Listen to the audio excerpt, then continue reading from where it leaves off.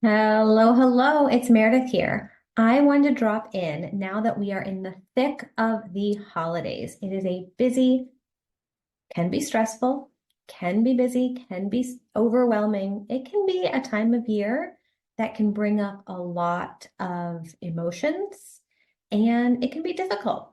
I mean, that might not apply to you. It might just be your favorite time of year, but for a lot of us, it can be a really stressful and emotional time of year. So I want to drop in with a short video to give you a little emotional first aid kit. So in this video, I'm going to teach you four really simple stress and anxiety reducing techniques you can do anywhere. That means you can do them at the dinner table. It means you can do them out at a party. It means you can do them with your family sitting right there, and they might not even know or notice, but they'll help you unwind and come out of the stress response and help you feel a little bit more grounded, a little bit calmer, and a little bit more present. Okay, so we're going to do four. I'll list the four and then we'll go through them together. So number one is the physiological sigh. Number two is orienting. Number three is name it. And number four is the 3-second vacation. Let's start with the physiological side. So you might be familiar with this. It was made famous by Andrew Huberman. He talks about it a lot, and it's as simple as sighing, but there's a couple steps to it that are important. So it goes like this. You take 2 inhales. The first one will be a little longer than the second one, and then an extended exhale. So let's do that together. So it's inhale, second inhale. Let's try it again. Inhale.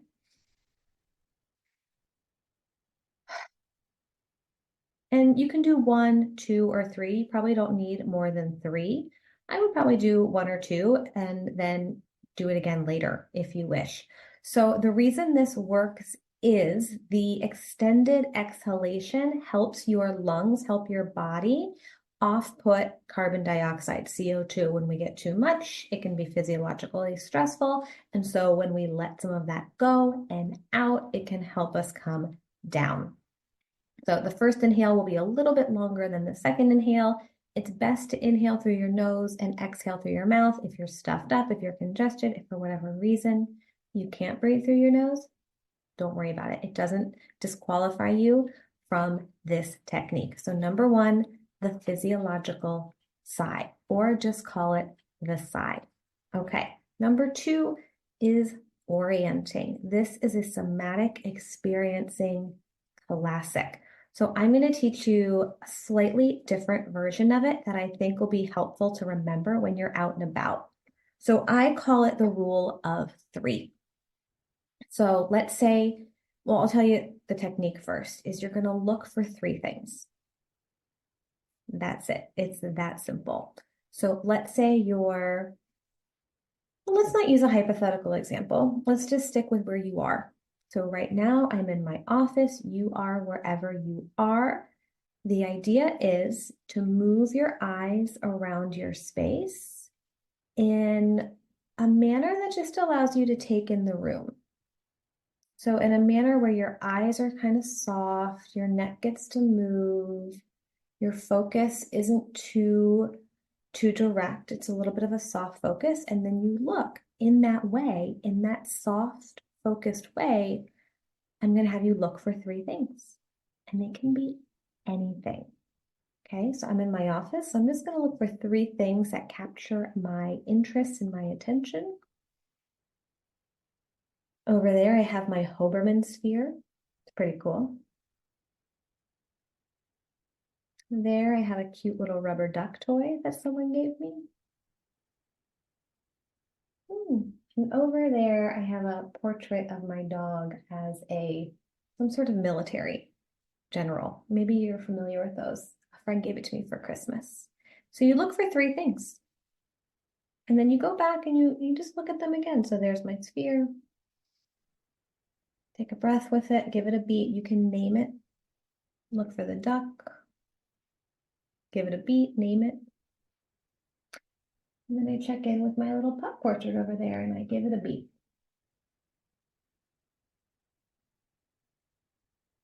So because I talked through that, it took, more than a minute. But you could do that at a restaurant where you're just feeling, let's say you're feeling a little activated, you're feeling a little overwhelmed. Maybe you feel yourself kind of going into some sort of a response. Maybe you feel yourself even kind of like wanting to get out or wanting to kind of like turn inward and shut down. You want to come back to the moment and find safety in your body. Look around for three things. If you're at a restaurant, it could be a fork, the hostess stand, the glass. And what that does is it brings us into this present moment, right here, right now, this present moment. And you get to become acquainted with this moment. And right here, right now, in this present moment, everything is okay. I'm okay. I'm safe in this moment. And when we find ourselves feeling overwhelmed or not wanting to, because it's not a conscious thing, but kind of going into a response of fight, flight, or freeze, we're not in the present moment. Typically, we're responding to a memory or a thought or a fear. And so we get to connect to this moment right here, right now. I'm here, I'm looking around, my eyes can move, my neck can move, I can take in my space, there are no threats, I'm okay. Even just having done that as an example, I can feel a shift in my system. Okay, so that's orienting. Number 3 is to name it. So however you're feeling, name it. Let's say you're feeling frustrated. Name it. You're feeling anxious, you're feeling worried, you're feeling annoyed, you're feeling mad, whatever it is, name it.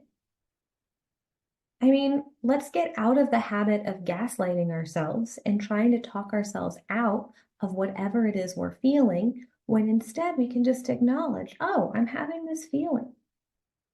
And here's a little bit of like a 3, we'll call it 3A, is to not identify with it.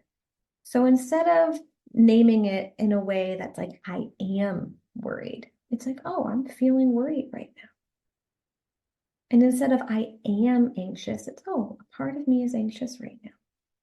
So we want to get out of that habit of over-identifying. So name it. Let's not gaslight ourselves. And there's a saying, and it's a saying, I think, because it rhymes, but also because it's true. Name it is to tame it. All right? If we can just acknowledge it, like, oh, okay, that's real, that's there, that's a part of this experience. Okay. We don't have to deny it. And number 4 is the 3-second vacation. I learned this from a mentor and a teacher of mine. And it's to just like take a second. Like, let's say you're in a crowded party and you're just feeling like a little like, I don't know, it's just too much. All of a sudden, it's like it's too loud. There's too many conversations. You're just feeling a little overwhelmed. Just take a 3-second vacation. Just check out for 3 seconds. Just take 3 seconds and look around. And come back. You can look for 3 things while you do that if you want to. Or take a 3-second vacation. Maybe you do your sigh. Those are just ideas. You can just take a 3-second vacation, just like look up and come back. And give yourself a break.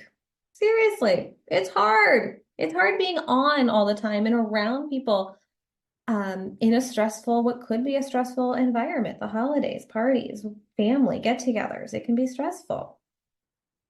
Take a 3-second vacation. Heck, you could take a 3-minute vacation. Go out to your car. Say, I forgot something. Take care of yourself. So these are 4 emotional first aid tools you can use. We've got the physiological side. Orienting. Oh, I have to look at my notes. Name it, name it, name it to tame it, and the 3-second vacation. All right, I hope that's useful. I hope it's helpful.